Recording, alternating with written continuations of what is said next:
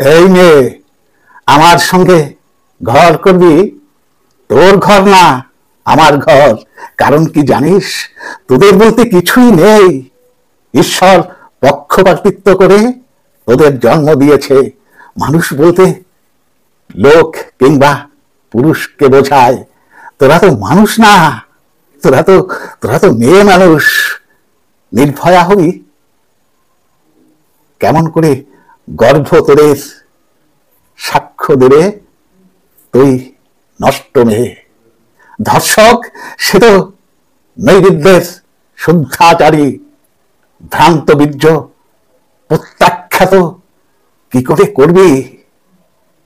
নারী প্রকৃতি, নারী দেবী, উচ্চস্বরে ঘরে ময়দানে বলে বলে যারা মুখ ফাটাচ্ছে, তোদের শরীরে ভিক্ষাপাত্র ঝুলাচ্ছে, করুণা করছে, এসব এসব বুঝিস? যদি ভাবিস তুই জয়শ্রী, বিকৃত কিছু মানুষ কামুক কথায় ঢেলে দেবে বিষ। প্রচন্ড ভিড়ে তাদের জন্য উপজীব্য তোরা। দুর্বেদ্ধ নজরে যারা গিলে খাচ্ছে তোদের শরীর।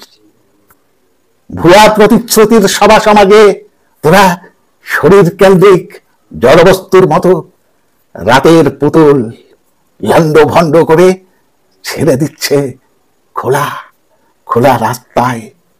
তোরা তোরা ভিক্ষুক, তোরা দারত্ব, তোরা পতিতা। তখন যদি আমাকে বিয়ে করিস, ছেলে সন্তান বেশ, না হলে পরিত্যক্ত হতেও পারিস। অভিজ্ঞতার ঝুলি খুলে দেখ। প্রিয়তম কোন পুরুষ হয় না, যদিও বা হয় তোদের নিজস্ব কোনো ঘর হয় না, ছেলে মেয়েও না। পরিচয়ে তারা ঝুলিয়ে বেড়ায় বাবার ঠিকানা। আহা আহা, কি কি বিচার মনুষ্যত্বের! যাদের ভদ্র মহোদয় জানিস, অগ্নি পরীক্ষা তারাও করে নিভৃতে, গোপনে, চটুল কথায়। তারা ভাড়া বেঁধে দেয় ওদের পায়ে।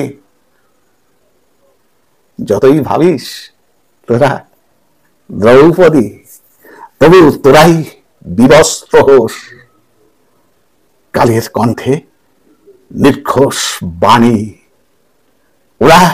ওরা দ্বিতীয় শ্রেণীর আবদ্ধ প্রাণী, মানুষ তো না, মেয়ে মানুষ। কি করবি বল, কি করবি বল? স্বভাব সিদ্ধ জীবনযাপন, নাকি না বলা সব ক্ষতের বিরুদ্ধে সোচ্চার হবি? পুরুষতান্ত্রিকতাকে উড়িয়ে পুড়িয়ে কালছিটে প্রাণে প্রদীপ জ্বালাবি? একবার ভাব, তুই মা, তুই প্রেমিকা, তুই যোদ্ধা। যুদ্ধের শেষে তথাকথিত যোদ্ধাদেরকে বুঝিয়ে দে তুই প্রকৃতির শ্রেষ্ঠ মানুষ, তুই প্রকৃতির শ্রেষ্ঠ মানুষ, মেয়ে মানুষ না, মেয়ে মানুষ না। নমস্কার। কবিতাটি লিখেছেন মাননীয় কবি অমল বিশ্বাস। কবিতা মেয়ে মানুষ না, শ্রেষ্ঠ মানুষ।